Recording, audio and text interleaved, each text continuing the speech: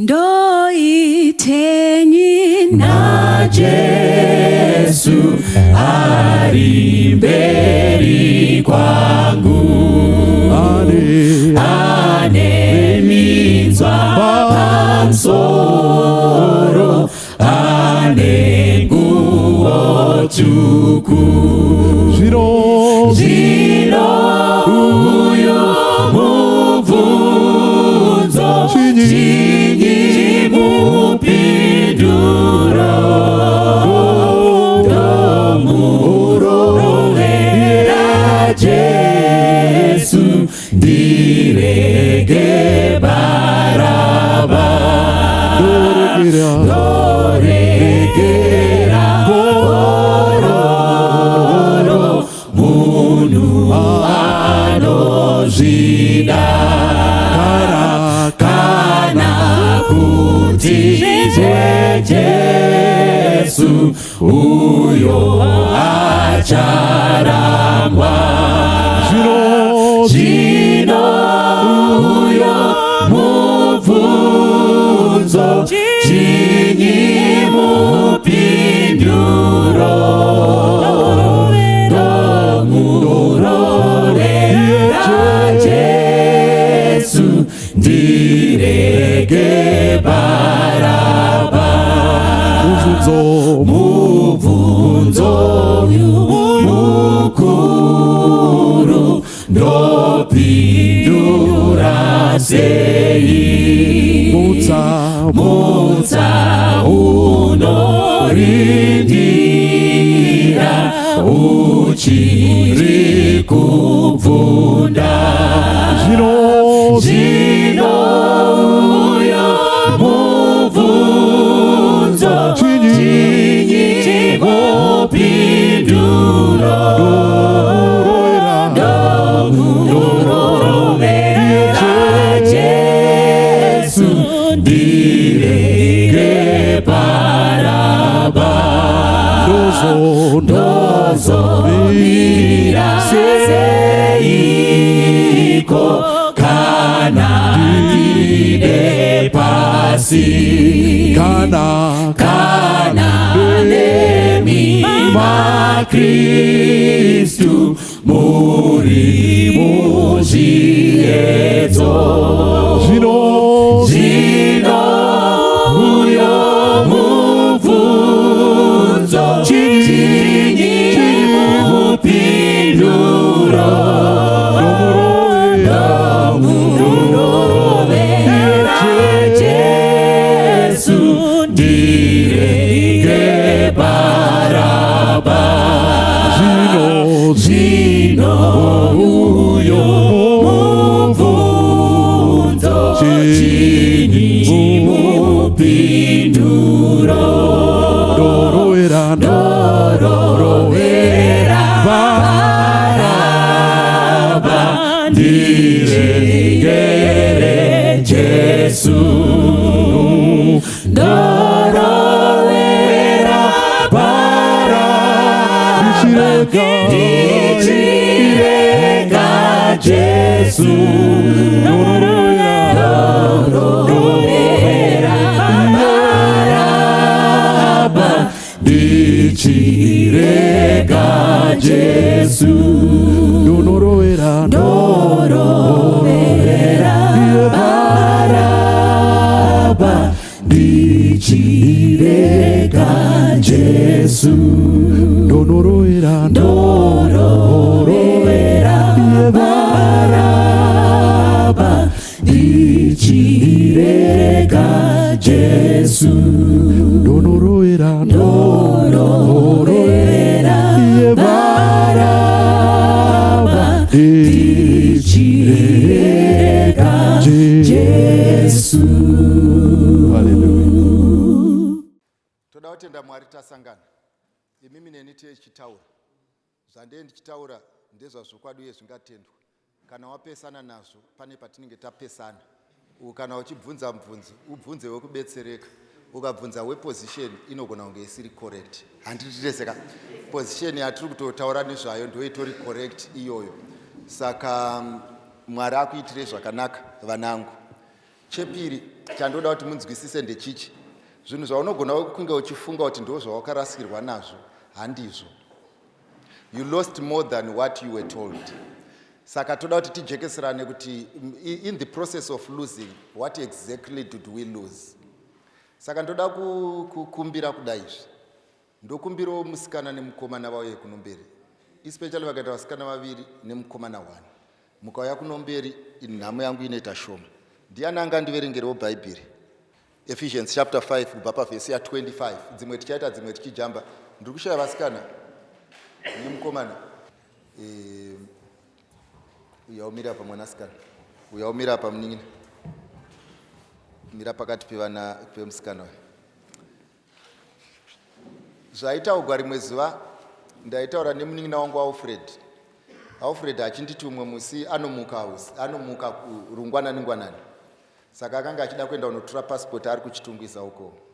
Vanoziva kuchitungwiza asvika pa-C junction paya ari kufamba kuti anokwira makombi.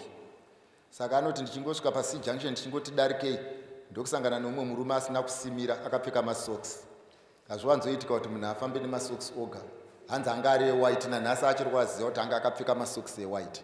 Saka akadaro iye ndomva angoti achidhakwa mhino pabhawa pachiri kubva apa. Ndomva amunyenyeredza ndomva aenda nedivi iye achikontinya unotsvaga kombi. Saka uyu akasuma kuti chidhakwa paakamuona achipfuura zvikanzi heya iwe wadofunga kuti ndini ndisina musoro nezvandiri izvi. Chienda tinoona kuti unonozvipedzawo sei kwauri kuenda kwandiri kubva ikoko. Saka Alfred akabva aziva kuti no, mufesi uyu haizi result yekudhakwa. Result yekuti hamino zvaaitwa kwaabva. Saka ari kuedza kumuudza kuti iwewe neni tikafamba tiri vaviri, inini ndiye nchiitwa sechidhakwa, iwewe uchiitwa semunhu kwaye, asi unenge wabetserwa neni because ndabvako. Saka zvaaireva ndezvekuti haungarohwi nematsotsi kwarohwa umwe. Iyo evidence iri clear. Saka ndo pandoda kuti mugare muchiziva vanangu kuti elder negirlfriend,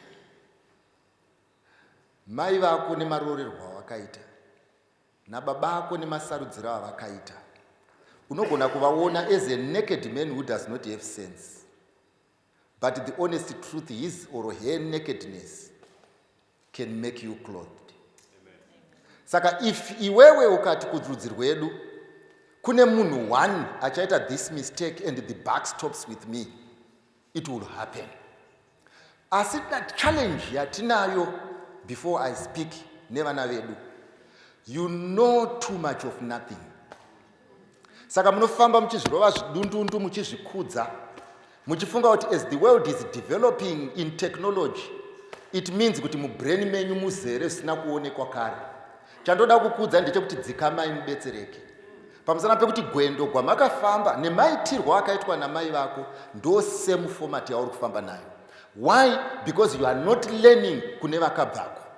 Bible rangu inini rangu personally rinondipa instruction, rinonditi iwewe zvinhu zvese zvakaitika nezvandakakuudza ugare pasi udzidzise vana vako. Romba randitsimbidzira pavhesi ya9 roti izvo zvawakaona nemeso ako. Saka Mwari instruction yaakandipa haisi yekuti ndikudzidzisei zvandakaverenga kana zvamakaona paFacebook, handinei nazvo. Mwari ari kuti izvo I must teach what I saw. And what I saw is what I'm going to present to you. Not what I assume. Iwe uri kuita zvokufungidzira, uri kuita zvokunyeperwa, muri kugara pamatai, mogara paFacebook, moita 10 muripo, and you think you have got wisdom. I want to tell you, wisdom is never obtained in educational institutions. Muya munonowana knowledge. Wisdom is how you live. But how you guys are living, even pama institutions of learning, it shows you lack wisdom. That's the reason why when you are seated here, you need to sit down and listen, because the road iwan. And biri road it. Saka zvinhu zvaMwari zvatakuchitauraiko zvino izvi, these are not assumptions.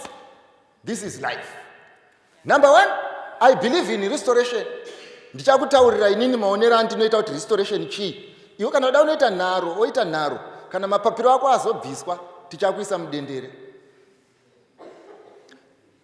verenga munun'una from verse 25 yava Efeso chapter 20 yachava Efeso chapter 5 inzwai bhaibheri rangu kuti rinoti kudii. Verse 25. Ehe, Imi varume, idai vakadzi venyu. Ndoda kuti munzwisise, panzi varume pakanzi vakadzi, usashandise plural pa one. Imi varume idai vakadzi venyu.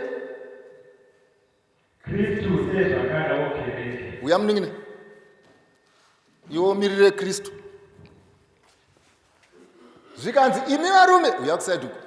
Zvikanzi imi varume idai vakadzi venyu sekudiwa kwakaita kereke naKristu. Enda mberi. Akazvipa nokuda kwayo. Hanzi akazvipa nokuda kwayo. Handiti unoziva kuti bhaibheri rangu rinoti izvo. Mwari watinonamata, he lives in an approachable glory. Zvikanzi but he left the glory for the sake of the church. Mapabataka. Zvikanzi akazvipa nekuda kwayo. Yes. Kuti aite tsvene achinatsa nekuishambidza. Hanzi kuti aite tsvene achinatsa nekuishambidza. Why? Kwemvura pashoko. Hanzi kwemvura yeshoko. Kuti azviitire pamberi pake kereke. Hanzi kuti azviitire pamberi pake kereke ine kuhwinya isine gwapa kana kuunyana. Zvaita mwana wamayangu. You hear what the Bible is saying. Bhaibheri rangu riri kuti baba ako namai vako vese mukadzi waKristu. Zvikanzi asi vakanga vasinga qualify. So Christ what he did was, because aida kuita muchato nemukadzi uyu, zvikanzi chaakaita ndechekuti he sacrificed even to the death of the cross, kuti uyu mukadzi uyu ave mutsvene, so that on marriage day he knows he is marrying quality. Therefore, the product iri kuroorwa naChrist is the product of his making. Clear? Tochidzoka manje kumukomana nemusikana. Ndoda kukuisira pachena mwanakomana, because panyaya iyi you are representing Christ. The product that you are going to marry is a product that you manufactured during courtship. Saka zvamuri kuita imimi vapana pamuri kupfimba ina handinei nemanakidziro anoita kudanana, whether kubata kuriko kunonaka kana kuti kukisa kuriko kunonakidza kana kuti manudzi ariwo anonakidza. Asi chandoda kukuudza ndechichi, musi waunororo uchati maita henyu Mwari kutonga kwenyu kwakarurama. Pamusana pekuti it will be exactly what you manufactured. Saka if the process manufactures prostitutes, don't hope for anything else. You will get a perfect one. Even if akasave iye chaiye waokanga uchikisa, kune wauri kutokisirwa nevamwe to the standard level yawakaseta. Saka he who manufactures prostitutes is going to marry prostitutes. Why? Because an example was set by the master planner, who is Christ. Akatoti indakatoiwana yakasviba ndikaita kuti ichene, iwe ukatoiona yakachena ukati yakasviba ndo yandinoda. Mwari chaanobhoyekana nacho handikakutambura kauchaita ndekekuti izvo, in the process of contaminating your church, you are contaminating his wife. Saka Mwari ari kusafa neaction yako, asi iwe unoziva zvaunosafira. I want to tell you, there are so many people looking at me. Mwari, anditi Mwari mwanangu anoti, I know the plan that I have for you. Remember, plan ya Mwari nemunhu was not an afterthought. The plan was there before you, and it was a good plan. Mwari ane plan yake, ndomba boyfriend yako yauya ne plan yayo. Ndomba ona kuti ye boyfriend inonakidza kudarika ya Mwari nekuti ya Mwari iri kure. Saka in the process now, chiri kuitika ndechekuti vazhinji vedu vagere panapa, kubva musi wawakasangana nemumiriri waKristu wako anoshandiswa nemweya wababa vake, nekuti he is like his father the devil. Bhaibheri rangu rinoisa pachena kuti muchavaziva nekuda kwezvibereko zvezvichero zvezvibereko zvavo. Ende bhaibheri rangu rinoisa pachena kuti hapana ane confusion panyaya iyi. Kristu waunofamba naye unonyatsomunzwisisa. nekuti iwewe waitombowo musikana kwayo, waitoti ukamira uchiimbisa waiimbisa uri innocent, waitoti ukauya pachechi iwewe wakanga usingadi musecurity, waitonamata iwewe uchirara nekumuka, iwewe waitoti kana wakagara wainzwa kuti Mwari ari padhuze newe until you dated. And when you come here you pretend to be confused, uchinyatsoziva kuti bhazi randakwira iri has made me a sinner than a saint. Saka pakati pedu kubva kune vakomana kusvika kune vasikana pachinhu ichi hapana ane confusion. Hapana asiri kuziva kuti hapana kwandiri kuenda, hapana asiri kuziva kuti denga ndichaita rekurota, hapana asiri kuziva kuti pasi pano hapagarike, hapana asiri kuziva kuti kana tsume yaMwari yekuti you reap what you sow iri yezokwadi, wangu mukomana chingwa chisina kuibva. Saka makagara mese muri panapa, musafunga kuti musi wamunovigwa ndo musi wamakafa. That is the honest truth. Issue iri panapa ndeyekuti izvo, for most of us takagara pano, we did not come here to meet Christ but to say goodbye to our blessings. Why? Pamusana pekuti the Lord is telling you and he has been consistently telling you kuti I have a better plan than that young man, I have a better plan than that young lady, I have a better plan than everything else. And nemaomera aita upenyu neconfusion iri panyika pese, we need to be trusting God better than men. Unfortunately, problem iripo ndeyekuti izvo takafanana nengirozi dziya 1/3 dzakaudzwa naSatani kuti ndine plan. Hadzina kumbobvunza kuti unonotisa kupi zvausina nyika, tinenge tichitonga tiri kupi, kana kumbobvunza kungoteera dzakadai kusvika dzatongerwa rufu. Saka I'm telling you the first step yandoda kukudzai vanangu, wakamira munin'ina, ndezvekuti izvo mukadzi ndiwo uri kugadzira. After baking, don't question your baking. Neither should you kneel and pray. It is yours.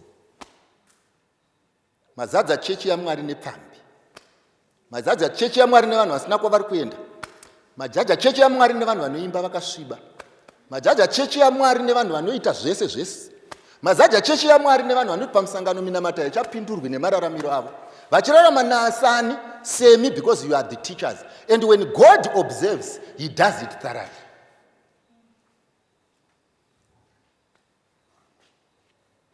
Hanzi rangana yenyu asi zvese zvichakona. Yes. And munogara pasi mugotaurirana toda kugara uganiyo. Mugotaurirana kana ndapedza chikoro ndichaenda kuUK. Ndoda kukutaurira ndechekuti izvo hakuna kusina marombi. Kana Mwari, when God has cursed you, nobody is going to bless you. That's number one. So panapa, tiri panapa, ndosaka tichikumanikidza kuita decision.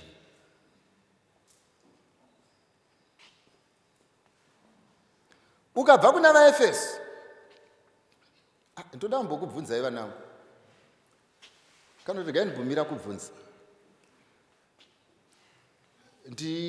ndirerutsirei, imimi neni tirerutsirane, imimi kuti musikana akabuda nemumaoko mako,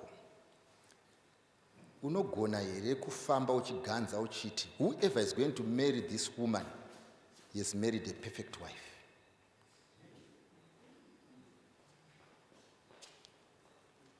Zvekuti nyange ukanzi muzukuru wako akuita take over, unoti wagarika.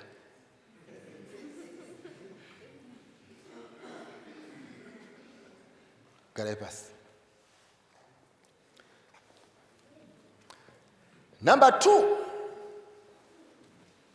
chandakuda kukuburitsira pachena kuti process yekunakizwa kwenyu ichakubikira ichii.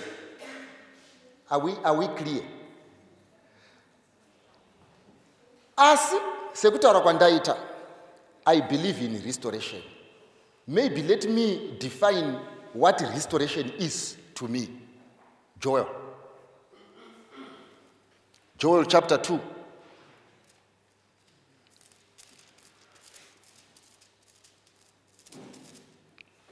I believe in restoration. Saka ndoda kutanga ndawirirana nemi kuti chinonzi restoration chii tisati tataura nyaya dzedu. Verenga mwana wamai kubva pavhesi imbotanga pavhesi ya 23. Tanga pavhesi ya 23 ojamboenda pa 25. 23. Verse dzokai vanga vakamira kuno. Sorry yenyu haminoti mama enda kupi, inini handisi kutoziva kuti mama madisapiri. Dzokai. Tanga pavhesi ya23 toda kumbotanga tamboreconcile timboona kuti tiri kuwirirana here tiri tese. Vanangu regai ndibhokubvunzai, handiti pabhaibheri tinotaura nedze early rain nelater rain. What is the early rain? Sorry? Zvikanzi kusimuka kwevanhu vachiparidza vhangeri, umwe anoti gift mweya mutsvene paanouya pekutanga kuti tikure or growing in Christ after tamugamuchira. Saka zviri kunzi uyu ari kuti izvo early rain iyi muchipo chemweya mutsvene chekumedza, handi ndizvosoka nekukurisa. Ko later rain zvinoreva kuti ndo yekuti chisvike chikohwewa, ndizvosoka ndo understanding yenyu. Pana ane understanding iri different here? Good, hapana, handi. Yes. Naizvozvo farai imi vana veZioni, mufarisise muna Jehovha Mwari wenyu, nokuti unokupai mudzidzisi wokururama, uye unokunisirai mvura yokutanga nomvura yokuteverera, nomwedzi wokutanga. Inzwai zvinotaurwa nebhaibheri. Pari kutaurwa vana veIsraeri varambwa naMwari, vaitwa forsake. Ukaverenga zvakanaka rinoti, and he will cause to come down for you the rain, the former and the later in the first month. Mazvibata. Hakuna mvura yekumedza neyekukudza neyekukohwa inoitika pamwedzi 1. But mukatarisa apa ari kunzi izvo, I will cause the former and the later in the first month. Rambai makapabata. Muchirangarira nyaya yekunzi akauya pekutanga dinari, 5 hours dinari. Utiriteseka. The later and the former in the first month. Verse 25.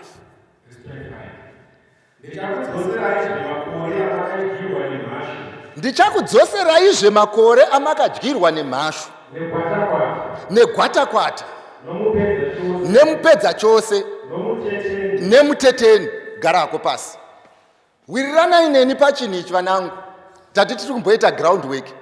Now hanzi naMwari kana ndichitaura nerestoration, hanzi ndicharestore zvamakatorerwa negwatakwata nemupedza sose nemuchecheni. Uri kubata zvinotaura zvazviri kureva Mwari ari kuti izvo. Patinoita economics tinotaura nenyaya ye-time value of money. Ukatora dhora rako nhasi rikanzi riri kuinvestwa at 15% per month, that means ukariinvesta nhasi after 30 days unoona 15 cents. Ukariinvesta futi mwedzi unoteera unoona imwe. Handititeseka. Ukariinvesta kwegore unoona mari yako times 12. Ndizvo soka. Ko asina kuriinvesta anoramba ane dhora. Ndizvo soka. Saka zvinoreva kuti akachibatana nauyu paanenge apa $100, uyu ari padhora. Ndizvo soka. But Mwari ari kuti aiwa, ina handidaro kana ndichidzorera munhu. Ndinokupa interest pamari yausina kuinvesta. Because ari kuti zvakadyiwa negwatakwata nemupedza chose ndinokuita sei? I will restore. That means when God is saying I am restoring, ari kureva kuti izvo the losses that you made will be made right. So that means if you were supposed to be having 1,000, you will get 1,000 after restoration. Are we clear? Good. Yafai. Ndakuchiuya panyaya yangu.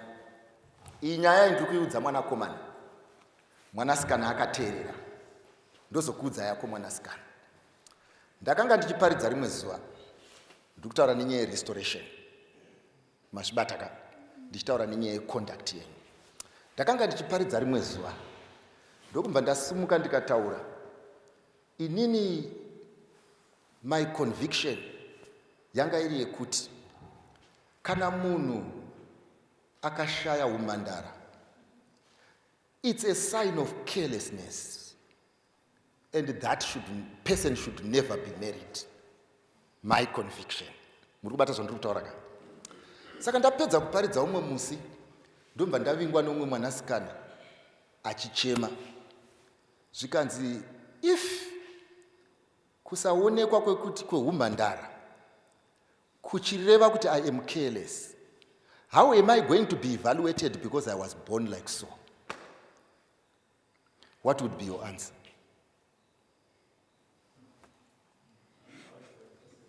It's possible. Go and read. There are so many women who are born without hymen. Clear. If it's a novel to you, it's a novel to you. Munhu anozvarwa asina. Kana iwo kada kukuti kuremara, kana kuti kuita sei, ndo maremerero acho. But not everybody is born with hymen. How do you treat those? Panonets, benefit of doubt. Number 2. It is also possible kuti munhu anogona kushaya hymen because of other activities. Sport. Possible. Zvozove possible kuti anorara kwese kwese. Vese havana. But here is the catch. Do you also know kuti kune inonzi hymnoplast, where ku surgery virginity is restored? Yes, $15. $15. And do you know how it came about? It came about because ku India vaikoshesa virginity to the extent yekuti munhu yaitove mhosva kushaya.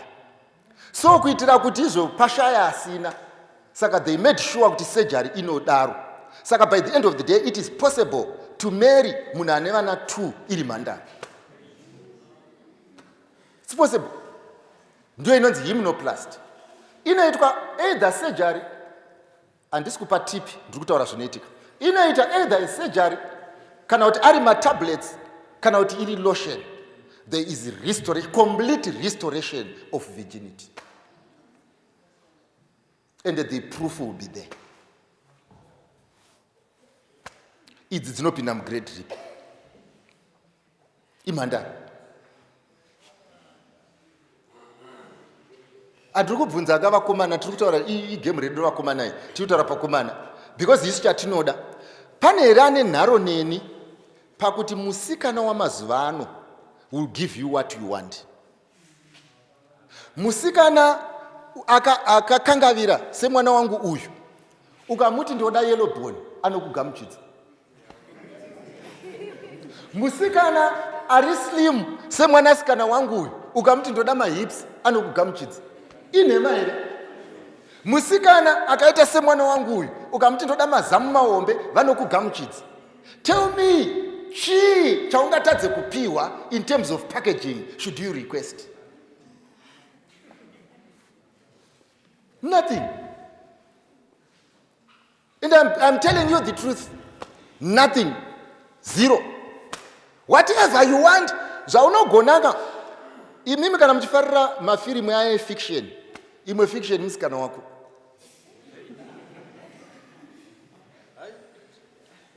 She can be what you want her to be.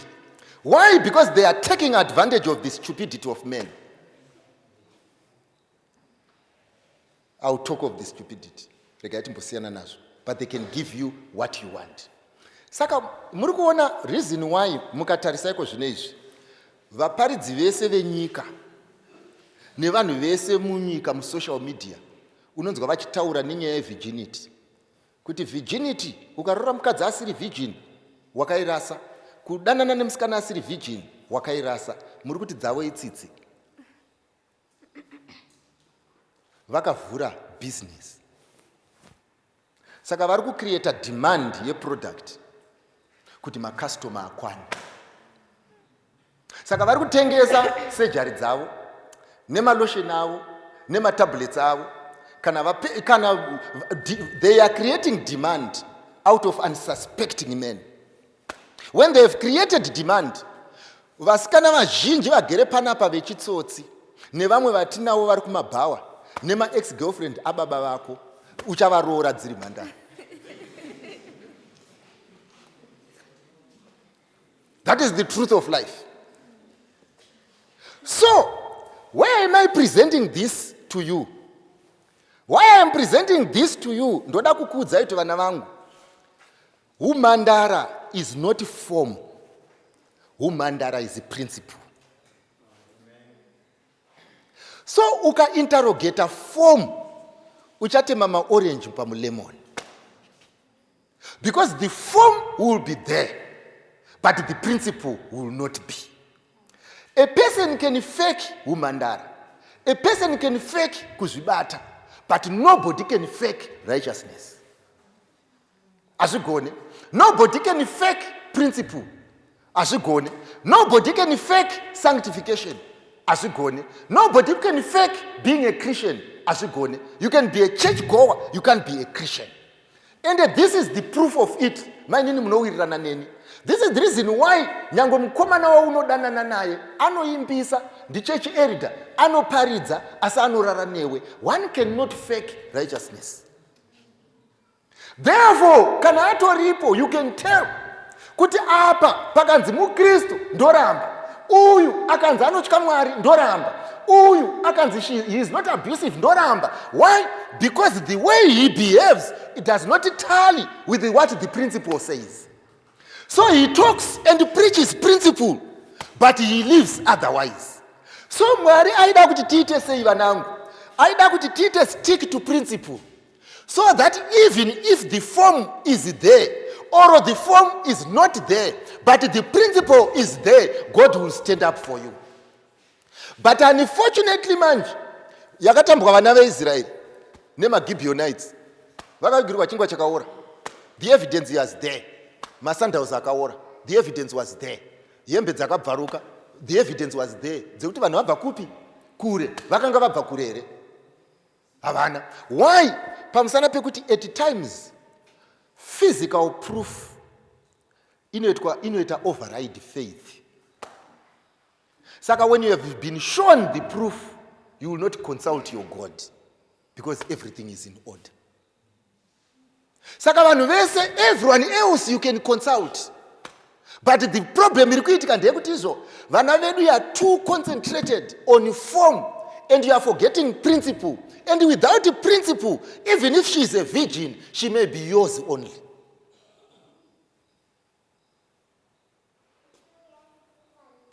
Ne mwana wangu ndamboti vanhu rarama zvamunoda. Ndamboti itai zvamunoda. Ndataura kuti izvo form without principle is not worthy. What we want is the principle. But here comes the principle manje mwanangu. Mwanangu ngatiti iwewe uri mbavha. Iwe uri tsotsi wakarara kwese kwese. Iwe uri tsotsi wakaita zvese zvese. Ndokutendeuka ndokuuya pana Mwari. Bible riri kuti Mwari ari kuti I can restore kwauri zvakadyiwa nehwiza. But problem yatinayo manje ndeyekuti izvo zviri kudyiwa during restoration. Saka uri kuti izvo Mwari akati rega tirape, achingobva hapasina, achingobva hapasisina. You are making it impossible for God to make you whole. Why? Because you continuously want to live in the past and you continuously want the present. Zvikupiwa naMwari munozvida, zvemazuva anhasi munozvida, zvekurarama zvakanaka munozvida, zvekuroorwa zvakanaka munozvida, zvekuve mhandara munozvida. But when God says, sit down and cooperate with the Holy Spirit, hamudi. Iye zvinezvi vamwe venyu mune vakomana vaviri vaviri, vamwe venyu mune vasingazivi Mwari, vamwe venyu mune vasikana vaviri vaviri, vamwe venyu mune vasingazivi Mwari. You are making it impossible for you, for God to re-establish the principle that He is looking for in a husband, the principle that He is looking for in a wife. Until when will you be strangers in your own lives? And why are you here? Mavingei muraini rekurapwa. Vanoda kubviswa mazino chimira yapo mubai wechiveve. Munomira mubai wachiveve. Nguve yekubviswa zino, you disappear. wanga wakamirirei mukiu? Why do you come to church? Why do you buy a hymn book? Kana iwewe usingade kukoopareta neanorapa neanodzosera neanosvitsa neanokomborera neanopa neanogarisisa zvinhu, you don't want to cooperate. You want to come here and sit and converse, sit and date, sit and see people, sit and have quality time. I want to tell you, why are you here? Muri kudei panapa. Ende vazhinji venyu vakatouya kuratidza Mwari kuti inini hapana zvamunondiita. Your last kiss, you got it today. Pano. Kuti if I can do it at home, I can even do it here. And that is how bad you have become. Now I want to tell you, gadzai poto idzi hakuna achadzibura. Isai pamoto hakuna ichafanza. Bhaibheri rangu rinoisa pachena, ani nani anovaka musha ishe asingavaki naye anovaka pasina. Ani nani anorinda guta ishe asingarindi naye anorinda pasina. I want to tell you, this is why you have all become statisticians. Dzekutaura kuti wapa level ipi yema relationships. Why pamusana pekuti chinhu chako hachishande. Maths uri kupasa, physics uri kupasa, algebra uri kupasa, history uri kupasa, shona uri kupasa, but you are failing on the essential subjects of life. Failing dismally. And you come here and sit and you look at me ofunga kuti ndiri drama. So that I finish and you go home to sleep. Because you have got better things to think of. You have got better things to do. Manje vapfana ndoda kukuudzai. Mwari haana kusika nyika ino akaikanganwa. Nyika ino iri kurwanwa neprinciple yaMwari. And it is the principle of reaping and sowing, not of wishful thinking. Safunga kunorara uchirota kunochinja zvinhu. Safunga kuti kunorara zvamunofamba muchiudzwa ndizvo, hey, the mind is powerful. Whatever you think you are going to get, forget it. Mwari haana kukanganwa nyika ino. It is being run on that principle. Whatever you sow, you are going to reap. Saka yakona kuti kana uchidzvara, odzvara seusingazokohwi, kana uchipimbwa seusingazoroorwi, kana uchifamba mustreet seusingazosviki. Hakuna munhu achaita youth nekusingaperi. Hakuna munhu achararwa naye nekusingaperi. Hakuna munhu achanakidzwa kukiswa nekusingaperi. Hakuna munhu achave neganda rinodaira mafuta nekusingaperi. I want to tell you, this franchise is going to expire very soon. And when it expires without any blessings, you will wish you were never born. Zvinhu zvese zvamunomhanyisa izvi muchitiza Mwari, zvinhu zvese zvamunokoshesa izvi muchitiza Mwari, one day, which is not long, it will come to nothing, and you will be like me, your father. Asi maiveko kuchechi vanangu, mari dzo dzichirohwa vamwe vachitendeuka vanangu, vamwe vachitoitwa restore iwe uripo mwanangu, vamwe vachigamuchidzwa varume iwe uchipesana navo vanangu, vamwe vachipiwa zvikomborero uchipesana nazvo mwanangu, vamwe vachipiwa mabasa muchipesana navo mwanangu. Vanangu, munozvifambisa seiko kuuya kuzoita hope panzvimbo yekunamata? Muri kuita sei neupenyu hwenyu? What are you doing? What are you doing? Nekuda kwemunhu, munhu mwanangu, nekuda kwemunhu anofamba panyika, you have developed enmity with God.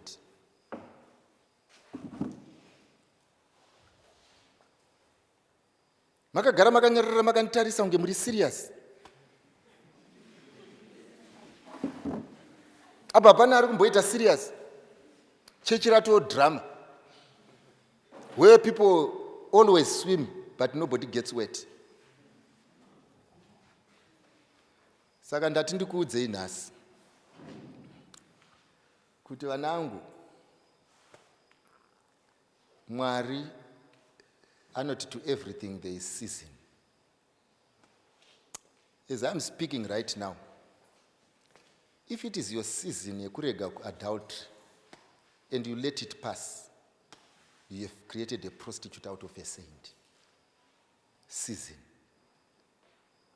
Handiri kunzwa ndakamira pano ndichiparidza, because it's season. And the season iyi hairarami nekusingaperi. It's for a short while. But vazhinji venyu who planned out of season. Ngatisimuke.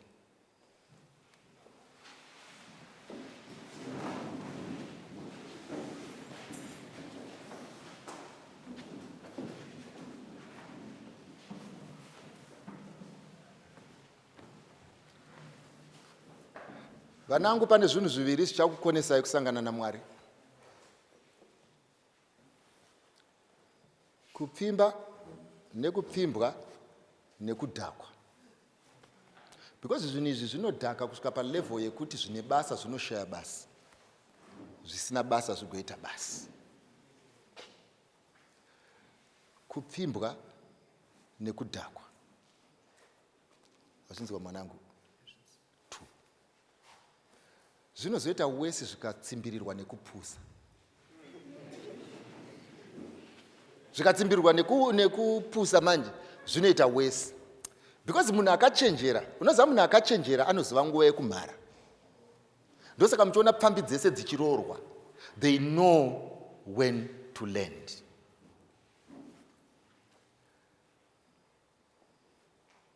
Saka ndongotsvaga munhu 1.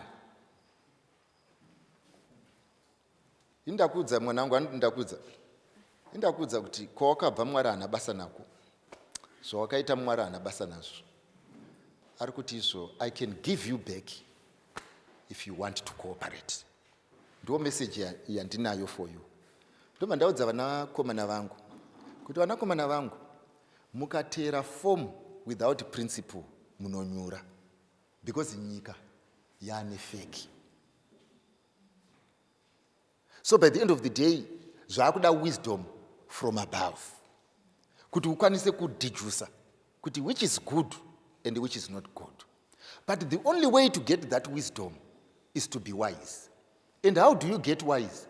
Is to live according to the truth that you know. Izvozvo zvishoma zvaunoziva, whether ibhaketi rimwe chete, whether mabhaketi maviri. Saka ndaakukumbirisa, anoti zvandinoziva, ndotaura neyouth yangu, zvandinoziva panyaya mbiri dzandataura, zvedating, zvekudanana, number 2, zvemadrugs. Zvandinoziva, I have exercised to the fullest. Mwari handiwanire mhosva. Sit down, tinamate nevanosara vakamira. Mandinzwisisa? Mandinzwa ndati? Yes. And haisi nguva yekuseka, kaina handitomboseki, because kubasa kwangu. Kana usina kunzwisisa ndibvunze, ndodzokorora. Una kundinzwisisa? Wauna kunzwisisa? Ndati zvaunoziva zvinodiwa naMwari panyaya dzekudanana nekurarama neboyfriend, ndakaita nemazvo. Handina mhosva pamberi paMwari. Zvandinoziva pakutora zvinodhaka, whether kusvuta kana kudii, ndakaita nemazvo. Handina mhosva pana Mwari. Ndova ndati garai. Vane mhosva tisare takamira isu vatadzi tinamati. It's as simple as that. And inini ndataura kuti imi muri vana vangu ka. Inini ndiri baba venyu. Inini panguva inoi handina chinondisekesa. Mama ndibataka. Panguva inoi handina chinondisekesa ini. Because we are dealing nema issues of life and death. Hapana pakuzoita fun. Hapana kabhadhara mari yake kuya for fun. Tese takabhadhara mari yedu pamusana pekuti we want to meet Christ. And we have to. Ndakudaidzira group rekupedzisira ndoda kuti mugare pasi. Handiti papa pachiparidzwa kubva musi wechishanu muri pano kusvikira nhasi. Kana ari pano kuti inini dzangu ndakatogadzira. Kana ndichiti ndakagadzira zvinoreva kuti kana zvaive kusiya zvinonetsa wakasiya. Kana zvaive kusiya vari kurara navo wakasiya. Kana zvaive kutendeuka wakatotendeuka. Wakatogadzira kudhara zvekuti nhasi hapasisina kuita maripiti. Gara pasi.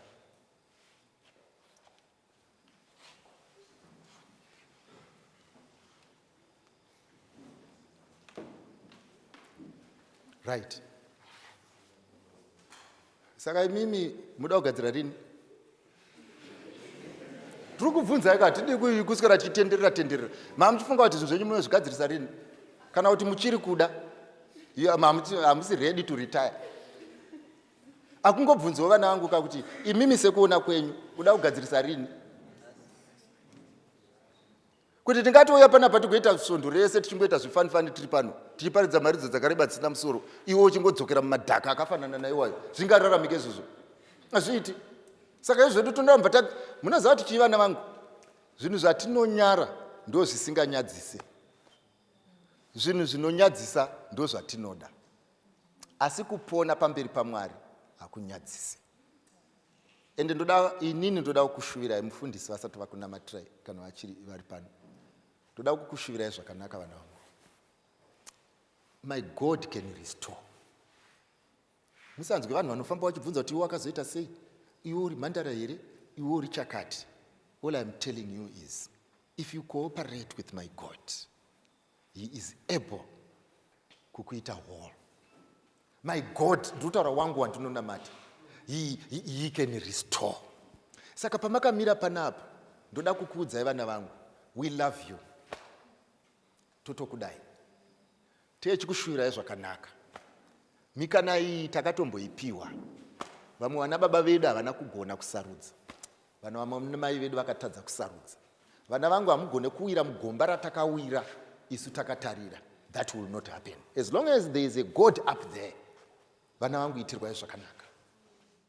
Uzere nekunetswa hana nzvimbo ya Jesu, wabatwa nemirau hana nzvimbo ya Jesu.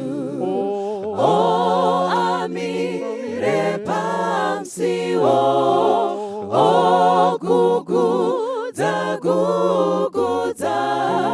munzwe onyengerera hana nzvimbo ya Jesu.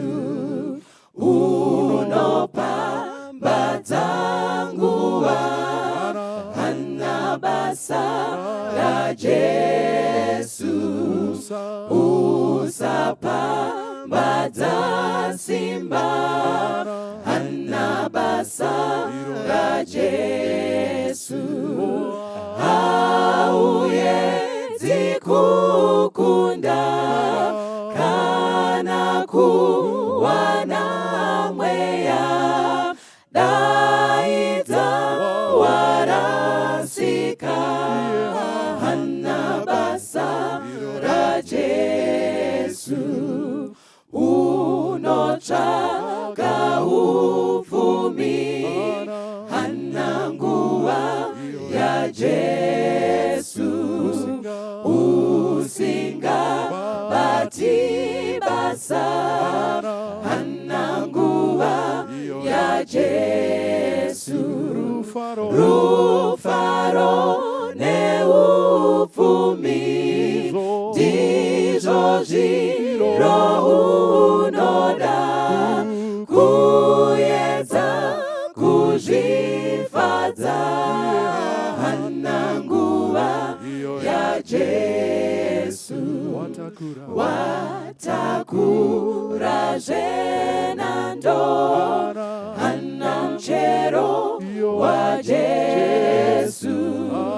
Hauna bamisumbu hana mchero wa Jesu. Hauna kana chiro kuripa basa rako. Hauwani rufaro wokumbana na Jesu. Wokumbana na Jesu. Wokumbana na Jesu. Wokumbana na Jesu.